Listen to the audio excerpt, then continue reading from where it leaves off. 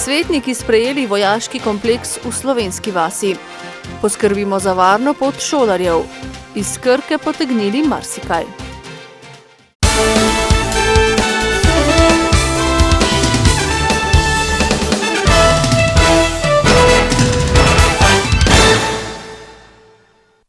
Lepo pozdravljeni. Brežiški svetniki so na izredni seji sprejeli ponudbo Ministrstva za obrambo o prenosu vojaškega kompleksa v Slovenski vasi na občino. S tem bo ministrstvo poravnalo obveznosti o sofinanciranju infrastrukture v vaseh ob letališču, k čemur so se leta 2007 zavezali v sporazumu z občino. Država dogovora o letnem sofinanciranju infrastrukture v višini do 600 tisoč evrov že nekaj let ne izpolnjuje v denarju, ampak s prenosom nepremičnin. Najprej so dali vojaška stanovanja, zdaj pa ponujajo zapuščeno industrijsko cono ob meji s Hrvaško. To pomeni seveda, da bojo te nepremičnine prenešene na nas v vrednosti nekje okoli 1 200 000 evrov, gre za 3,8 hektarov zemljišč in pa nekje 8700 zapuščenih pokritih površin. Seveda to pomeni, da občina Brežice bo tu mogla kar precej narediti, da bi kasneje tudi nekako razvila tu gospodarsko cono. S tem občina sporoča, da je usmerjena v spodbujanje podjetništva, je dejal Jure Pezdirc, prepričan, da bodo cono, kjer je v najboljših časih delalo prek 1000 zaposlenih, ponovno obudili v življenje. Tudi sam osebno vem, da dejansko je kar nekaj investitorjev, ki bi želeli investirati in tudi delovati v občini Brežice, in to je tisti moment, ki ga definitivno moramo izkoristiti. Krajevne skupnosti Cerklje ob Krki, Krška vas in Skopice so bile kljub kroničnemu pomanjkanju denarja iz naslova sporazuma deležne določenih vlaganj. Bilo je približno za 1 800 000 je bilo Morsovega denarja, občina je še dodatno na to dala 1 milijon, tako da približno 2 800 000 je bilo sofinancirano na račun tega sporazuma, šlo je pa za ceste, vodovode in pa drugo infrastrukturo. Z novim dogovorom o prenosu nepremičnin, ki ga mora potrditi še vlada, Mors poravnava obveznosti do občine do leta 2018. V občini Ivančna Gorica je v polnem teku zamenjava svetil s sodobnimi in energetsko visoko učinkovitimi svetili. Dela naj bi končali septembra. Pri javni razsvetljavi so že zdaj varčni, saj jo po večini krajev ponoči ugašajo, poudarja župan. V občinskem proračunu temu področju namenjajo 110 tisoč evrov, prihodnje pa naj bi bil ta znesek še manjši. Na moči občine je okrog 1200 javnih svetil. 200 je približno takih, da že ustrezajo standardom najnovejše tehnologije, 1000 jih je bilo pa potrebno zamenjati. Za zamenjavo svetil so se poleg prihranka pri energiji odločili tudi zaradi zmanjšanja svetlobnega onesnaževanja. Naložba je vredna 430 tisoč evrov. Tukaj smo imeli srečo, smo pridobili nepovratna sredstva na Petrolovem razpisu. Za večji del investicije, manjši del pa bomo pokrili sami. V projekt sodi tudi vodenje javne razsvetljave, s katero jo bo možno daljinsko nadzorovati in voditi pri prižigu in ugašanju svetil. Le še nekaj dni nas loči do začetka novega šolskega leta. Da bi bila pot do šole za otroke čim bolj varna, morajo v prvi vrsti poskrbeti starši, so na današnjem posvetu na Trški gori poudarili predstavniki policije, občine ter Sveta za preventivo in vzgojo v cestnem prometu. Občinski sveti za preventivo in vzgojo v cestnem prometu že vrsto let pomagajo šolam ob začetku šolskega leta.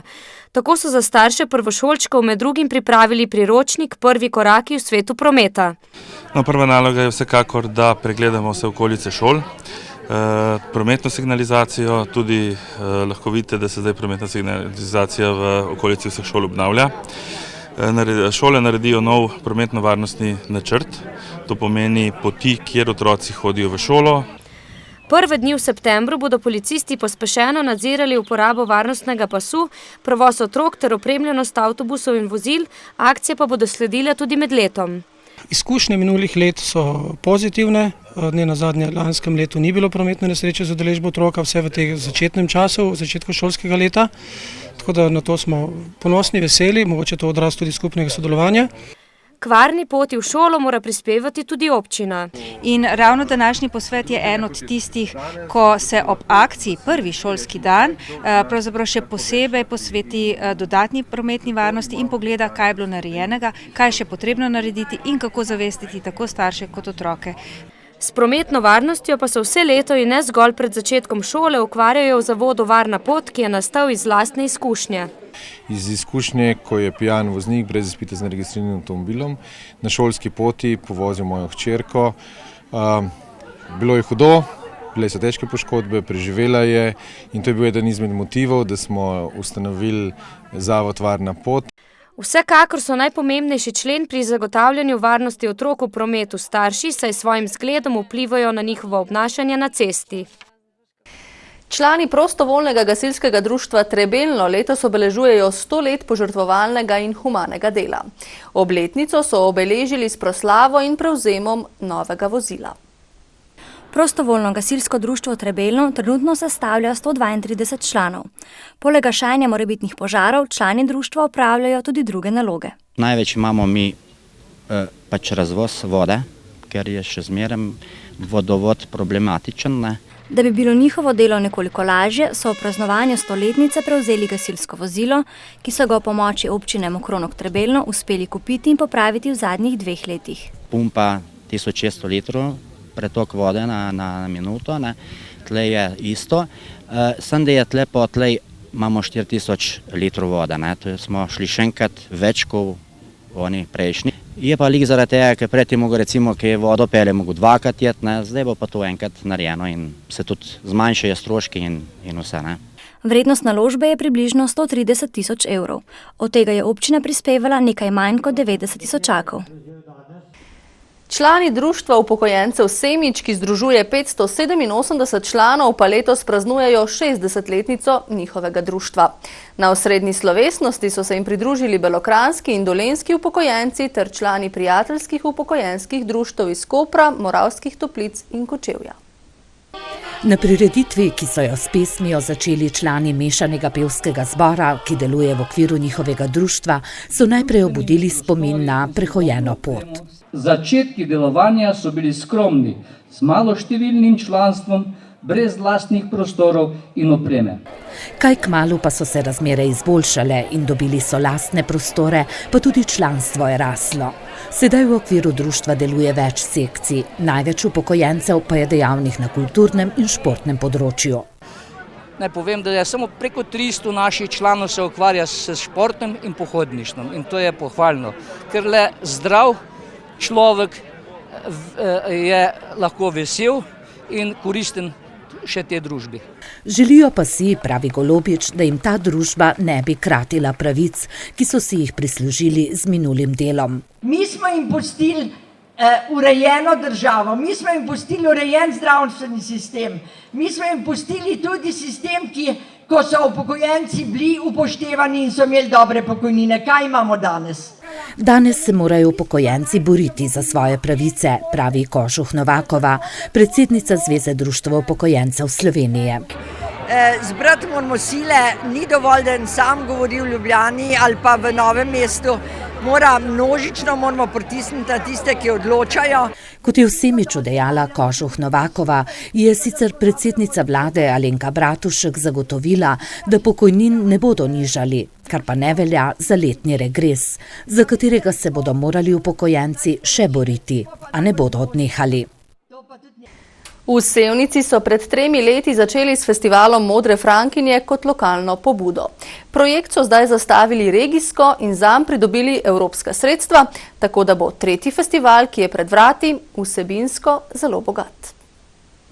Sestavljen bo iz več dogodkov, festival pa bo 7. septembra na gradu, kjer bodo do takrat zaključili obnovo Vrtnarjeve hiše in Grajskega parka. Zavod KŠTM je kot pobudnik festivala v projektu dobil partnerje, Kmečko zadrugo, Center za razvoj podeželja Posavje in Zvezo društev vinogradnikov Dolenjske. Projekt je tudi podprt strani evropskih sredstev, LAS LEADER. V letošnjem letu in pa v naslednjem letu gre za projekt, dvoletni projekt v 2 fazah. Namen pravzaprav tega celovitega projekta pa je, da v osnovi dvignemo kakovost pridelave. Ravno zaradi promocije kakovosti je festival tudi tekmovalnega značaja. Posebnost je sestava ocenjevalne komisije, ki je izključno ženska. Minula 2 festivala so vzorce ocenjevale le slovenske enologinje. Medtem ko v letošnjem letu pa prihajajo ocenjevalke spet samo ženske iz različnih držav, iz Makedonije, iz Hrvaške, iz Avstrije in pa ena gospa, ki je sicer Nemka, pa živi na Madžarskem, tako da pokriva obe državi in pa imamo 2 članici komisije iz Slovenije. Vzorce Frankin pošiljajo tudi vinogradniki iz tujine. Organizatorji festivala si bodo prizadevali, da Posavje postane v svetu prepoznaven center modre Frankinje tudi kot turistični produkt z vso potrebno spremljajočo ponudbo, je povedal Petančič. V zadnjih 3 mesecih se je v sklopu novomeških poletnih večerov zvrstilo nemalo dogodkov, festivalov in koncertov. Program poletnih večerov pa bodo uradno zaključili s tradicionalno prireditvijo Noč na Krki, ki bo v soboto. Program bo tudi letos obsegal promenadni koncert novomeške godbe, muzejsko otroško delavnico in spuščanje lučk po Krki. Pripravili pa so tudi nekaj novosti. Novosti bo Art Market tržnica, potem pa ta glasbeni festival novomeških kantavtorjev, ki se bo začel ob 21. uri. Sobotno dogajanje se bo z belim teniškim turnirjem začelo že dopoldne. Slovo od poletja pa bodo sklenili člani zasedbe Kok Band. Prireditev pa se bo odvila ob čistejši Krki. V letni ekološki potapljaški akciji Sub Eko 2013, ki jo je že 11. leto zapored priredilo novomeško potapljaško društvo M3, so namreč iz Dolenjske lepotice zopet privlekli nekaj nepotrebne krame. Ki pa jo je iz leta v leto manj. 60 potapljačev in ribičev se je podalo na 3 lokacije: Jerča vas Brod, središče mesta in Podjes v Mačkovcu. Osnovni namen je predvsem iz Krke, ki jo tako vsi radi hvalimo, odstraniti reči, ki so noter, ne bodi ga treba. Torej, neozaveščeni ljudje so pač to z leti nametali noter in to še zmeraj se nahaja v reki. Splošna ozaveščenost ljudi je vedno večja, pomemben delež pri vedno manjši količini odpadkov v Krki pa prispeva tudi komunala z odvozom kosovnih odpadkov, pravi Durmič. Vseeno se je tudi tokrat nabralo nekaj neljubega materijala. Tega materijala je bilo okrog 3 kubične metre in pol. Predvsem je bilo to vse starejšega datuma, kar nas veseli, ker iz tega sklepamo, da smo s tem svojim udejstvovanjem ozavestili ljudi. Od novejših odpadkov so tako v Krki razne klopi, vozički in prometni znaki, vse to je posledica prekomernega veseljačenja nekaterih. K akciji pa so pristopili še krajani, ki jim ni vseeno, kaj se dogaja v njihovem okolju, še dodaja Durmič. Najlepše pa bi bilo, da takšnih akcij sploh ne bi potrebovali. Hvala za nocojšnjo pozornost in ko gledu novic vabljeni spet jutri.